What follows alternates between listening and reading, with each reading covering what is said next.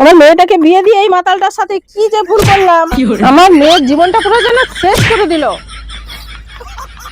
Doctor কি বলেছে রে মা? ডাক্তার আর কি বলবে, এই মাতালটাকে 6 মাস ধরে নেশামুক্ত কেন্দ্রে ভর্তি করেছিলাম। কি কষ্টে 2 লাখ টাকা খরচা করেছি এর পিছনে, তুমি কি জানো? শুধু চুরি করে করে।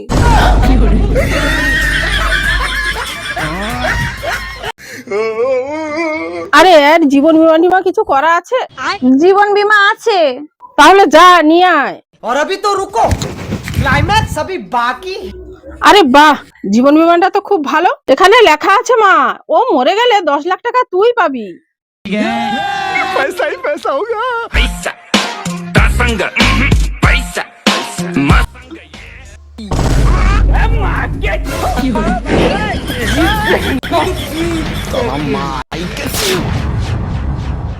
কিন্তু তাও এই বীমাটা কোনো কাজের নয়।